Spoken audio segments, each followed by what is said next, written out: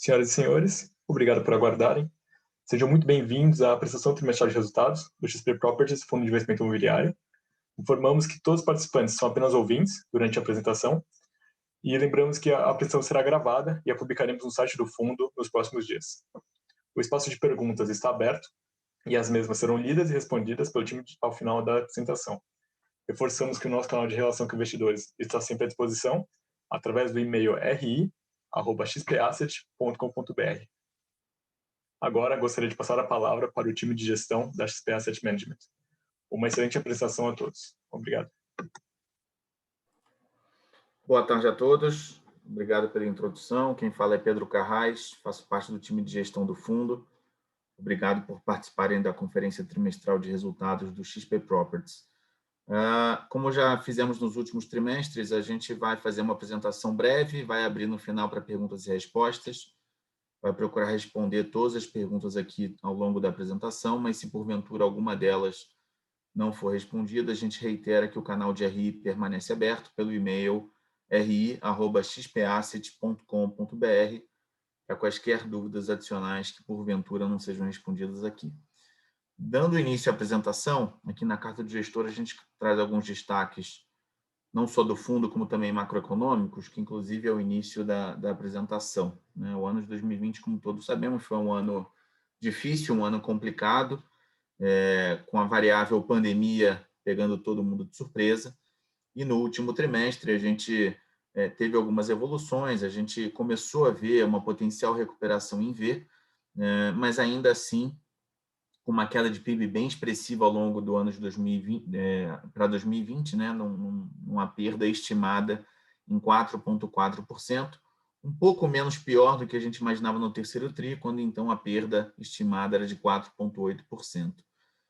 Todavia, essa recuperação em V, ela, digamos, foi surpreendida por uma segunda onda, que começou principalmente no mês de dezembro e segue agora ao longo do mês de janeiro, até que a vacina seja mais disseminada para as pessoas, para a população brasileira. O rumo da economia em 2021 está diretamente ligado à evolução das reformas. A gente imagina que agora, com o término das eleições na Câmara e no Senado na semana passada, a gente volte a ver evolução do andamento das reformas. E, por fim, em relação à taxa Selic, na última reunião, a gente viu a manutenção do patamar da Selic em 2% ao ano, porém, diferente das reuniões anteriores, a gente começa a ver um discurso um pouco mais favorável ao aumento da Selic. Não se sabe ainda se já na próxima reunião ou na seguinte, mas é certo de que a Selic voltará a subir em breve, porém, ainda assim, a gente imagina que com patamar de 3,5% a 4%, a gente tem um cenário macroeconômico super favorável para o desenvolvimento do mercado imobiliário e, consequentemente, do mercado de escritórios.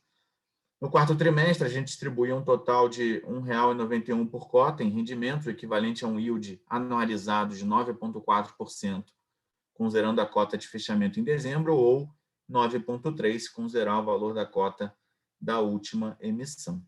Sobre o fechamento do quarto trimestre, a gente finalizou em dezembro a segunda emissão de cotas do fundo, levantando um montante equivalente a um pouco mais de 235 milhões. Com esses recursos, a gente comprou quase 16 andares, 15 andares e meio do edifício iTower, em Alphaville, em cima do shopping Iguatemi, e também 40% do Faria Lima Plaza, um prédio que está em construção na Avenida Faria Lima, na altura de Pinheiros, em cima do metrô Faria Lima, no Largo da Batata.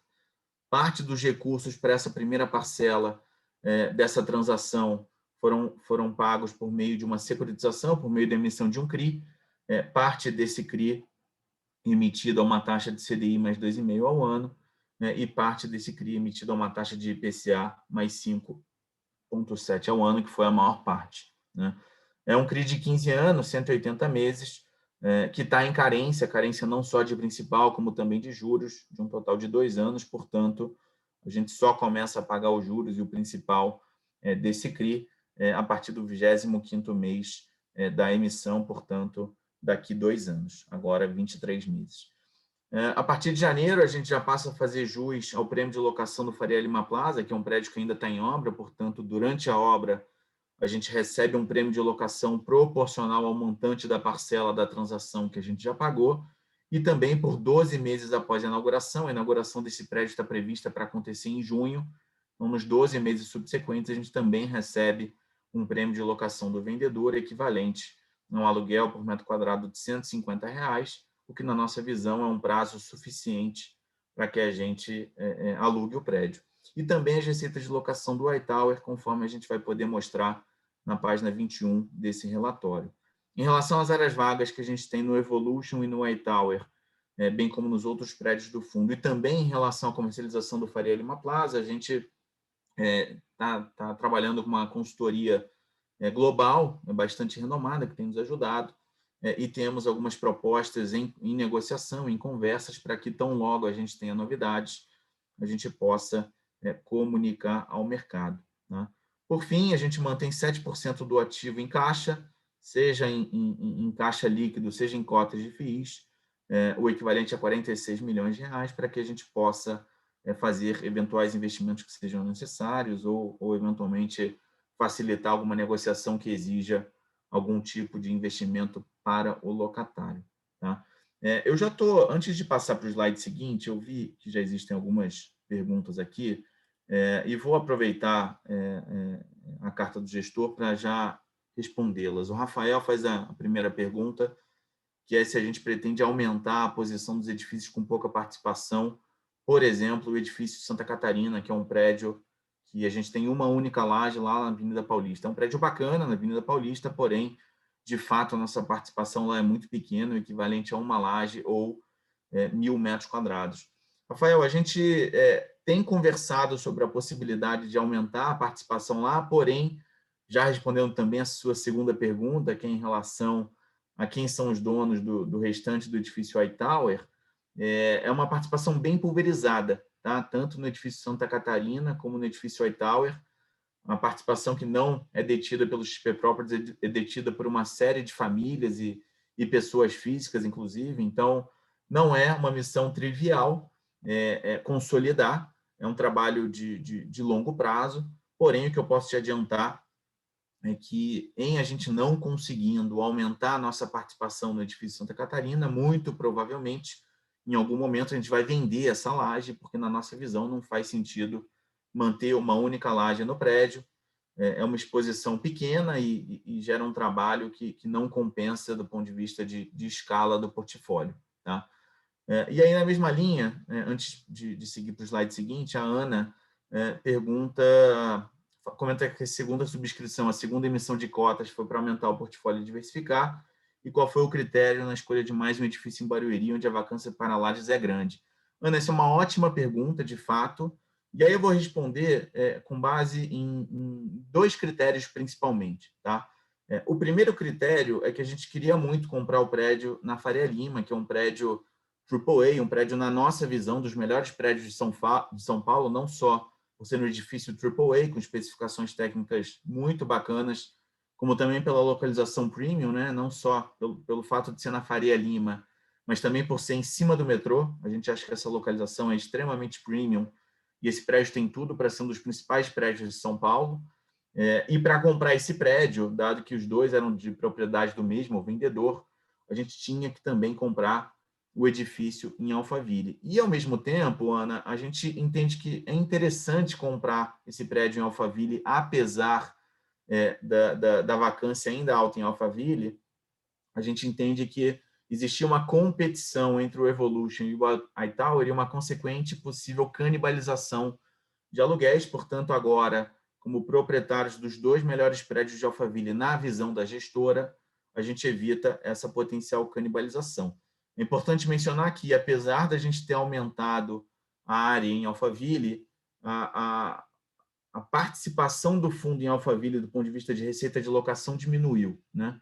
Com o iTower, a gente tinha quase 90%, com o Evolution, a gente tinha quase 90% de exposição a Alphaville, e agora, com a aquisição do iTower e com a aquisição do Faria Lima Plaza, essa exposição de 90% cai para aproximadamente 60%, portanto, aos poucos a gente vai reduzindo a exposição ao Alphaville e continua sendo, já respondendo a pergunta do Paulo também, continua sendo nossa prioridade fazer novas alocações em São Paulo e reduzir a nossa exposição ao Alphaville. A gente ainda não tem prazo para isso acontecer, porém, é prioridade para o fundo, assim que possível, fazer novas aquisições em São Paulo, reduzindo a exposição ao Alphaville. Tá? Vamos lá, dando sequência aqui na apresentação, a gente traz alguns números do trimestre, né? A gente fechou o trimestre com um pouco mais de 76 mil metros quadrados de ABL, com as aquisições que eu já mencionei há pouco. A vacância física, toda ela gerada durante a pandemia, equivalente a 18%. É uma vacância física que incomoda. A gente tem trabalhado bastante com a CBRE, que é um player de primeira linha do mercado, para comercializar essas áreas vagas. Temos tido algumas propostas, mas neste momento em que a vacina não está tão disseminada, as negociações estão caminhando em ritmo lento, infelizmente, e a inadimplência líquida na casa ainda do 0%, a gente não tem nenhum problema de inadimplência no portfólio. Tá? No gráfico à direita, a gente mostra justamente as aquisições que a gente fez em dezembro, elevando a ABL própria do fundo. Pode passar, por favor. Aqui uma rápida linha do tempo, eu vou destacar os últimos 2 eventos, como eu já falei. Primeiro, a conclusão da segunda emissão de cotas, no montante de 235 milhões de reais, e, por fim, a aquisição de 15 andares e meio no Hightower, que é um prédio AAA em cima do shopping Iguatemi Alphaville, exatamente ao lado do Evolution. Inclusive, se vocês olharem aqui na foto, na terceira foto do slide, da esquerda para a direita, está lá o edifício Evolution e tem um prédio ao lado dele, do lado direito dele, esse prédio é justamente o Hightower. Tá? São 2 prédios na Castelo, um ao lado do outro. E, por fim, como eu também já mencionei, o pagamento da parcela 1 para a aquisição de 40% do edifício Faria Lima Plaza, que inaugura até o final desse primeiro semestre.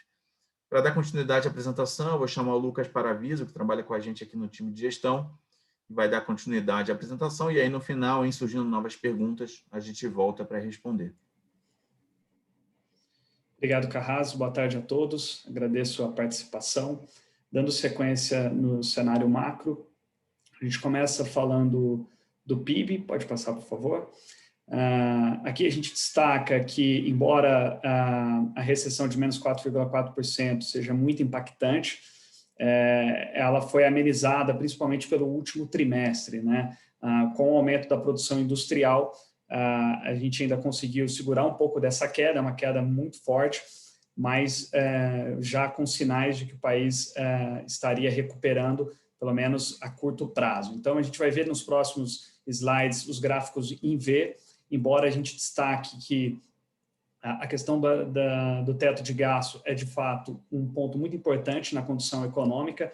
Então, com isso, a gente espera realmente que essa pauta volte mais forte, ainda mais depois das eleições na Câmara e no Senado. Então, a gente espera que, com o cenário político um pouco mais estabilizado, esse assunto volte a ser discutido com mais força. A gente destaca que as eleições nos Estados Unidos foi muito bem acomodada, já precificada pelo mercado. Nos Estados Unidos, eles estão focados ainda na questão dos estímulos internos, então a gente não viu uma grande sinalização internacional. Além disso, nem com o Brasil mesmo, então ainda há dúvidas, mas a gente espera que seja também uma condução razoável na parte econômica. Falando da meta Selic, como o Carrasco já destacou, ela foi mantida em 2%, é uma taxa de grande estímulo para a economia, também uma taxa histórica em níveis, e a gente acha que, primeiro, embora haja essa pressão, e a gente até destaca aqui que foi tirado o forward guidance, então, basicamente, o cupom ele agora tem uma certa liberdade para ajustar, a gente não espera que seja um grande ajuste, né? Nos próximos meses isso deve mudar um pouco, mas o comitê reforçou que a pressão inflacionária ainda está sob controle. Com relação ao setor imobiliário, obviamente essa taxa ela estimula os investimentos, estimula a construção civil, então a gente vê aí, principalmente falando de São Paulo, onde está o nosso portfólio do fundo, um grande aquecimento da parte de construção, e o fundo, dentro desse contexto, se beneficia com o FL Plaza, cujas obras estão na evolução adequada. Dando sequência no próximo slide, a gente traz o PIN, que é a pesquisa industrial mensal. Vocês podem ver que depois da grande queda, principalmente em abril, esse indicador recuperou muito bem e já superou, inclusive, o período pré-pandemia em quase 2,6%. Então, vale destacar aí a adaptação da indústria dentro de um cenário de incerteza muito grande. Ela conseguiu reagir, esse foi um importante estímulo para a economia brasileira nesse período tão complicado. Em relação ao índice de confiança empresarial, a gente traz aqui, para ter uma ideia antecedente em relação ao movimento dos empresários. A gente pode ver que depois de uma grande queda, realmente, a partir de junho, principalmente com o afrouxamento do isolamento social, houve uma retomada dessa expectativa e agora a gente vê que ela está estabilizada, de certa forma, em compasso de espera. Basicamente, o empresário, neste momento, ainda está esperando um pouco mais de sinalização em relação à vacinação, o processo de aquisição dos imunizantes. Então, com isso, a gente destaca aqui a necessidade realmente do governo atuar dentro da matéria da imunização para exatamente liberar um pouco mais dessa confiança e, consequentemente, gerar maiores investimentos. Por fim, no último slide de macroeconomia, a gente traz a inflação. O IGPM fechou em 23,1% contra 4,5% do IPCA, então realmente um descolamento muito grande. A gente já tinha destacado no último trimestre o efeito da desvalorização cambial, ela afeta muito forte a cesta do IGPM. Já nos anos seguintes, a gente vê uma maior equalização desses dois indexadores e, basicamente, essa equalização ela é importante no nível econômico geral, né? Maior previsibilidade para os agentes. Falando no fundo exclusivamente, a gente tem a maior parte dos contratos indexados a IGPM, então há um benefício, mas, obviamente, a gente olhando o longo prazo, isso tende a se normalizar. Falando, por fim, do CAGED, importante indicador da geração de empregos, também reforça a recuperação em V. A gente pode ver que, inclusive, o CAGED já superou, o índice já superou a marca pré-pandemia, gerando cerca de 142 mil novos postos de trabalho. Então, é realmente um excelente resultado para o Brasil aí dentro de todo esse contexto da pandemia. Dando sequência, agora entrando dentro do fundo mesmo, a gente traz a tabela de resultado, os últimos 4 trimestres, então o fundo teve seu IPO em dezembro de 2019, já completou um ano, e por fim, vale destacar, no 4º trimestre, em dezembro, a gente já entrou cheio com a nova emissão, mas as receitas basicamente caixa das aquisições vão ser refletidas e foram refletidas em janeiro de 2021. Mas aqui a gente já tem uma variação em razão dessa questão, e aqui a gente lembra que durante o ano de 2020 a gente teve uma rescisão muito impactante da WeWork, então com isso a gente teve efeitos de elevação na distribuição, mas na média 12 meses, uma média equalizada, a gente distribuiu 65 centavos por cota. Em relação ao resultado do fundo pelo histórico, a gente tem uma variação de 10%, menos 10% no total, então aqui olhando distribuição mais variação da cota mercado, a gente lembra que teve grande oscilação, a gente pode ver inclusive pelo histórico do gráfico durante o período de pandemia, e por fim a gente fechou com a segunda emissão em dezembro. Em relação à cota patrimonial, uma variação de menos 11%, ainda não reflete os laudos que foram já produzidos e estão em processamento pelo administrador, e por fim o IFIX variou em menos 2% desde dezembro de 2019.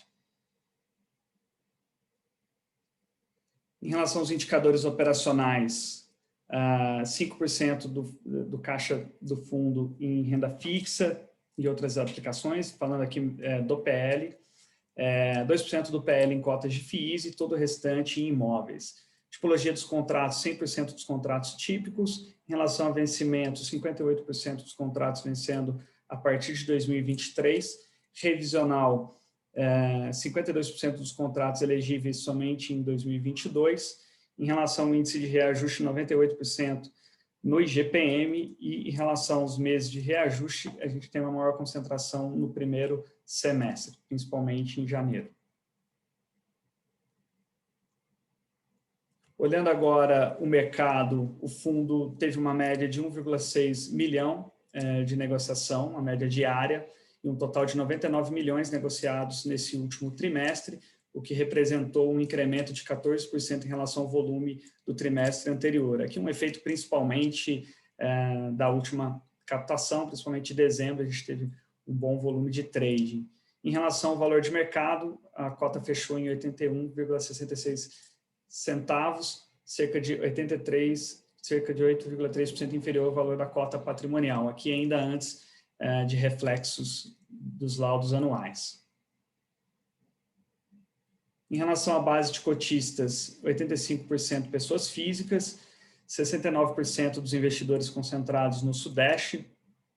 Em relação à quantidade de cotistas, o fundo fechou o quarto trimestre com 33.619 investidores, que representa um aumento de 19% na base. A gente tem visto um aumento gradual desde o IPO, e a maior concentração, como a gente já colocou aqui, de pessoas físicas, 85% do patrimônio do fundo.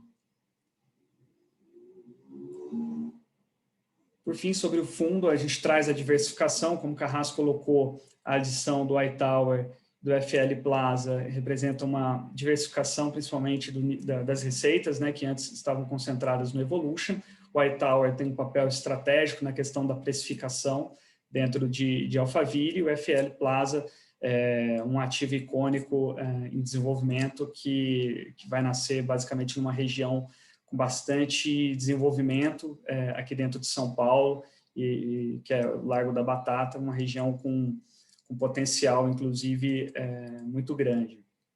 Em relação aos locatários, percentual da receita imobiliária, 31% no FL Plaza, aqui a gente tem direito a um prêmio de locação durante esse processo de construção, 26% Cielo, 7% HP, um locatário do iTower, MEC, B3, Elopar e o restante 16%. Em relação ao setor de atuação, 40% de serviços financeiros, mas a gente já vê o FL Plaza, a gente incluiu aqui o prêmio para mostrar como que esse ativo pode também dinamizar a questão dos segmentos dentro do fundo, e com isso a gente finaliza a diversificação do portfólio.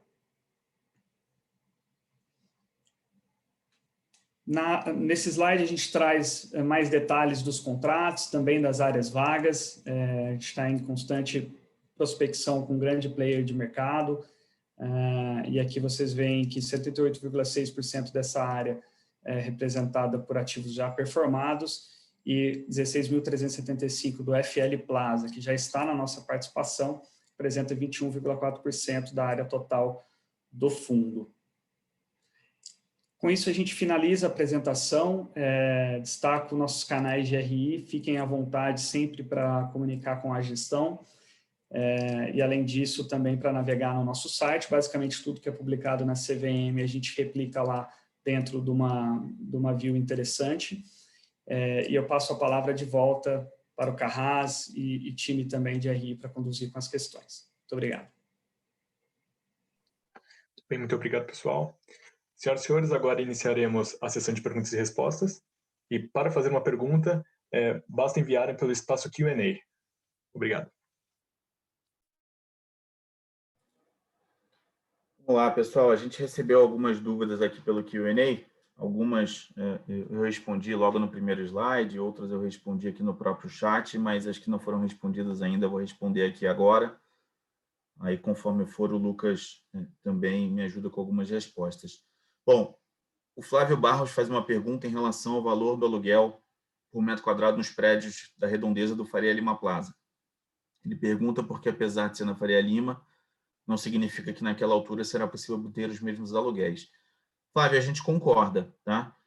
Para te dar um bom exemplo recente, o edifício Birman 32, que é aquele prédio que está em vias de ser inaugurado na esquina da Faria Lima com a Leopoldo Couto Magalhães, foi alugado numa base de R$200 por metro quadrado. Tá? A gente não somente não acha que consegue replicar esse valor lá no Faria Lima Plaza, como também a gente fez conta considerando um aluguel médio de R$150 por metro quadrado. Tá? Inclusive, as negociações que a gente tem em andamento têm flutuado um pouquinho acima desse valor, e tão logo a gente tem algum contrato assinado, a gente vai comunicar prontamente ao mercado. Então, a gente concorda que não dá para praticar o mesmo valor por metro quadrado da região mais nobre da Faria Lima, portanto, a gente fez uma precificação com valor abaixo e acredita que com esse valor abaixo a gente consegue cumprir. Tá?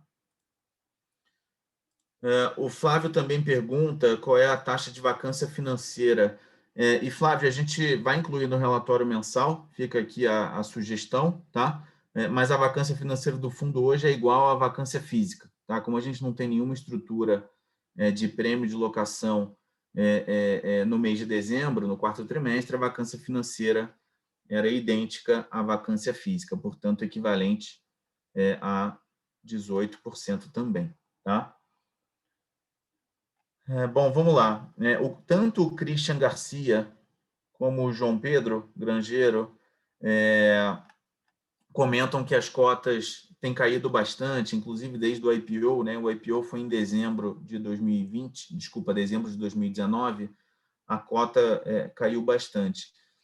Na prática, a gente vai responder o que está ao nosso alcance, né? O mercado de fundos imobiliários ele é uma função de várias variáveis, né? Dentre elas, os fundamentos do segmento, dentre elas, os fundamentos do mercado macroeconômico, principalmente taxa de juros, passando também pela qualidade dos imóveis que compõem a carteira e uma série de outras. Mas, além disso, que são os fundamentos que embasam principalmente o patrimônio líquido do fundo, o valor de mercado ele é uma função do movimento de oferta e demanda, né? A gente tem as cotas de todos os fundos, não somente o XP Properties, mas todos os fundos listados negociados em bolsa de valores. E como qualquer outro título de renda variável negociado em bolsa, é um movimento de oferta e demanda, né? Naturalmente, quanto mais gente comprando, possivelmente maior a chance da cota subir, quanto mais gente vendendo, maior a chance da cota cair. A gente atribui o movimento de queda das cotas nos últimos meses, principalmente ao longo do ano de 2020, principalmente ao efeito pandemia, né? O efeito pandemia trouxe algumas consequências diretas, dentre elas a questão da vacância, do aumento da vacância, né? A gente teve alguns inquilinos saindo dos nossos prédios após o início da pandemia, seja por uma questão financeira das empresas, seja pela adoção parcial do home office, né? A gente tem visto esse movimento em algumas empresas Brasil afora, como também pelo próprio pelo news flow de notícias, né? Atualmente, você abre o jornal para ler sobre o mercado de lajes cooperativas, você ouve muitas empresas falando sobre a adoção do home office, falando sobre a insegurança de se voltar aos escritórios por conta da ausência de vacina. Então, infelizmente, isso joga contra. O XP Properties é um fundo de um tamanho ainda, entre aspas, médio, né, limitado, portanto, a liquidez do fundo também não é uma liquidez tão grande, o que acaba atrapalhando um pouco a evolução da cota, motivo pelo qual a gente tem trabalhado arduamente para melhorar não somente a ocupação do fundo, trazendo novos inquilinos para as áreas vagas, melhorando, consequentemente, também o rendimento do fundo, como também, no segundo momento, com a evolução da vacina e a evolução do mercado de escritórios, a gente imagina que volte a demanda para o mercado de escritórios à bolsa, puxando naturalmente a cota para cima. Tá? Bom, o Vitor pergunta se já temos potenciais inquilinos para o Faria Lima Plaza. A resposta é sim, Vitor. A gente tem algumas conversas em andamento, nenhum contrato ainda assinado, mas tão logo a gente tenha algum contrato assinado, a gente vai divulgar o mercado. Lembrando, o prédio só inaugura no meio do ano, e depois da inauguração a gente vai fazer jus ainda a um prêmio de locação de 12 meses por parte do vendedor, tá? Mas a resposta para a sua pergunta é sim. Rafael pergunta se hospitais e edifícios educacionais estão no radar. Rafael, estão sim. Nesse momento, a gente não tem nenhuma negociação em andamento, mas são dois segmentos que fazem parte do mandato do fundo e a gente constantemente analisa oportunidades nesses segmentos. Né? Bom, o João Bosco pergunta se o Faria Lima Plaza já está pagando aluguel. A resposta é sim, João. A gente está recebendo um prêmio de locação proporcional ao valor da parcela que a gente já pagou,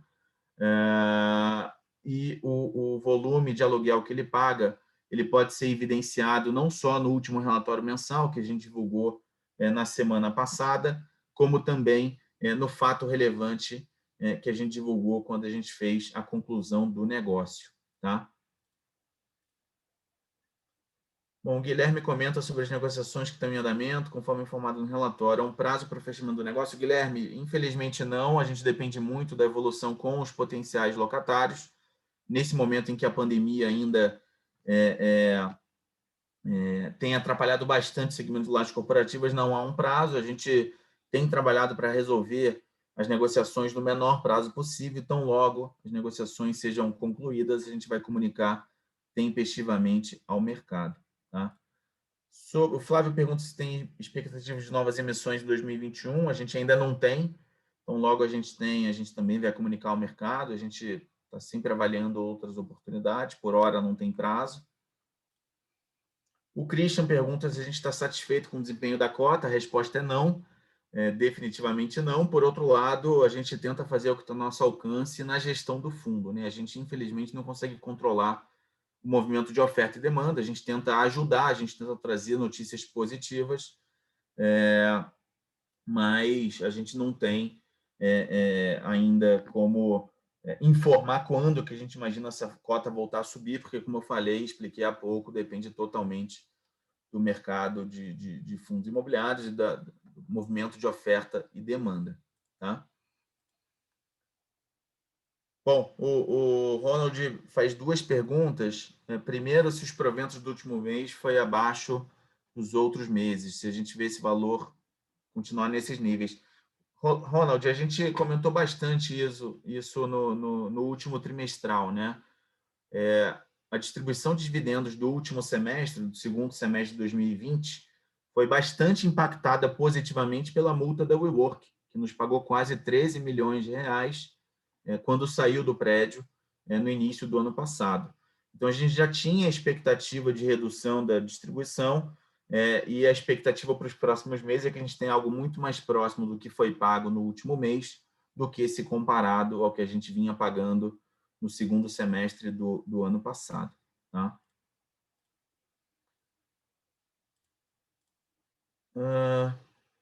Bom, Alexandre pergunta se a gestão do fundo tem skin in the game. Alexandre, se eu entendi bem a sua pergunta, não somente eu, como gestor do fundo, como outras pessoas do time, temos cotas, e eu julgo que isso é um skin in the game importante. Portanto, o nosso patrimônio, parte do nosso patrimônio também está no fundo, como em todos os fundos da casa. Eu tenho o hábito de investir em todos os fundos do qual eu faço parte da gestão, então a gente sim está bem alinhado com o fundo no longo prazo. Tá? E o Flávio pergunta, pensando no longo prazo, se mantendo na situação atual, qual vocês acham que seria um dividendo realista para os próximos anos? Flávio, a gente gostaria de manter o dividendo, considerando as dificuldades do momento, num patamar entre 45 e 50 centavos por cota. Tá? Porém, isso é uma variável que depende de várias questões, né? Não somente a alocação de áreas vagas, como potenciais inquilinos que venham a devolver suas áreas, a inflação que corrige os aluguéis anualmente. Então, de fato uma pergunta difícil de responder, sobretudo nesse momento de instabilidade do mercado, mas a gente gostaria de manter nesse patamar parecido com o último mês. Tá bom? Gente, eu respondi todas as perguntas que estavam aqui. Mais uma vez, reitero que os canais de RI estão abertos para novas perguntas pelo e-mail ri@xpasset.com.br. E a gente agradece mais uma vez a participação de todos. Até o próximo trimestre. Um abraço e boa tarde a todos. Muito obrigado. A apresentação trimestral de resultados do XP Properties Fundo de Investimento Imobiliário está encerrada. Lembramos que essa apresentação foi gravada e será publicada no site do fundo nos próximos dias. Reforçamos que o nosso canal de relação com o investidor está sempre à disposição, através do e-mail ri@xpasset.com.br e também pelo site do fundo, xpasset.com.br/xpproperties. Agradecemos a participação de todos.